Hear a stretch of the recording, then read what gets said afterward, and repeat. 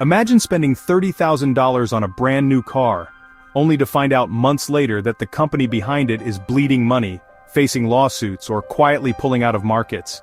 Suddenly, parts are impossible to find, warranties are worthless, and your vehicle is now a ticking time bomb with no support in sight.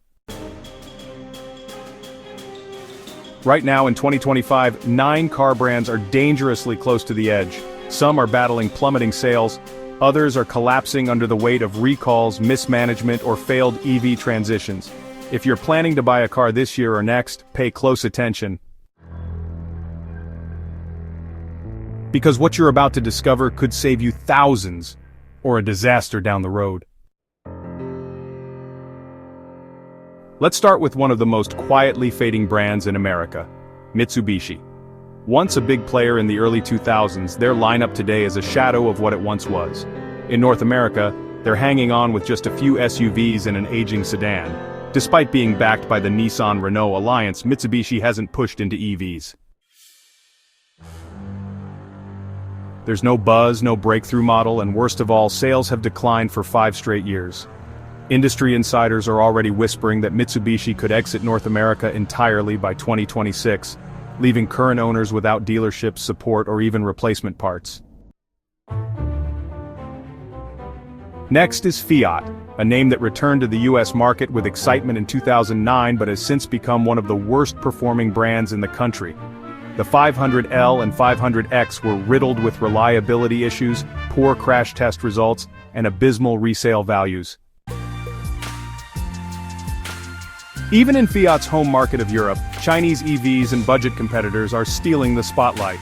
Stellantis, Fiat's parent company, appears more focused on growing other brands like Jeep and Peugeot. Fiat is being left to quietly fade. Here's a surprise genesis. Hyundai's luxury division started with promise, beautiful designs, competitive pricing, and luxury-level comfort. But, something went wrong. Despite the praise from automotive journalists, Genesis is suffering from an identity crisis. Many buyers still don't know what it is. Some even ask if it's just a fancy Hyundai. Sales are stalling, especially in Western markets, and its EV efforts are being dwarfed by Tesla, BMW, and even Lucid.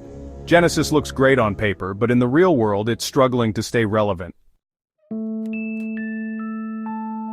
Then there's Smart. This brand began as Mercedes-Benz's answer to city congestion, a quirky, compact car with an eco-friendly vibe. But today, it feels stuck in time. Even after being relaunched as an all-electric brand under a joint venture with Geely, Smart has failed to attract modern EV buyers.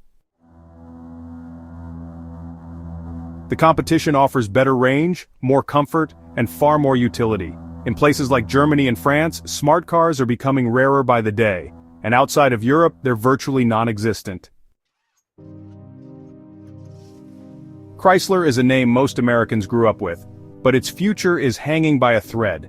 As of this year, it's down to just 2 models, the Pacifica minivan and the ancient 300 sedan.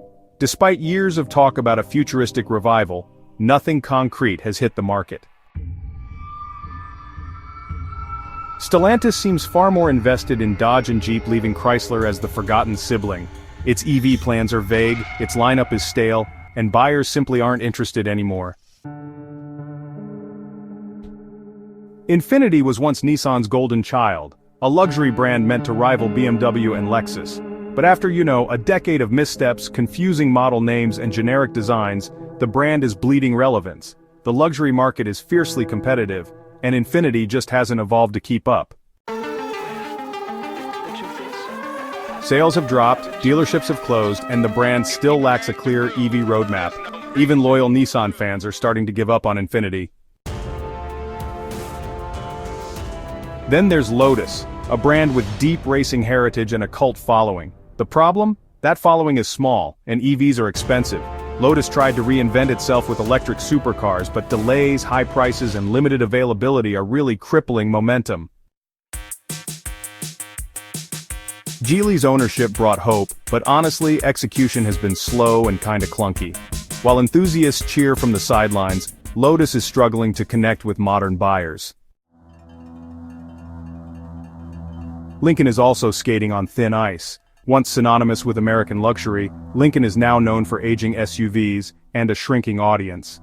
The average Lincoln buyer is over 60, and, well, younger generations just aren't interested. Ford is pouring money into electrifying its main brand, while Lincoln's EV roadmap remains vague and, honestly, pretty unconvincing. While competitors like Cadillac, BMW, and Genesis push bold design and aggressive electrification, Lincoln is falling behind. Finally, there's SsangYong, now rebranded as KG Mobility.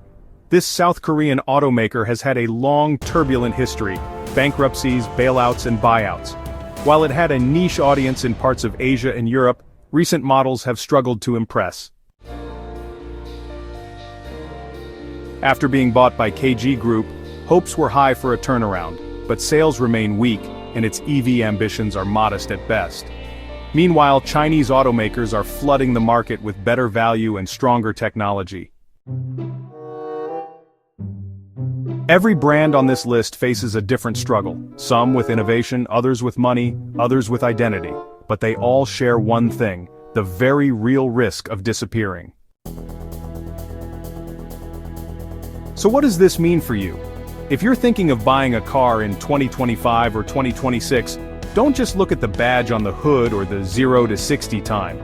Do your homework. Look into the brand's financials, their future vehicle plans, and how active they are in your market. A shiny discount today can turn into a support nightmare tomorrow. Because buying from a dying brand is like buying stock in a sinking ship. It might feel like a bargain now, but the costs down the line could be brutal. If you found this video helpful, smash that like button.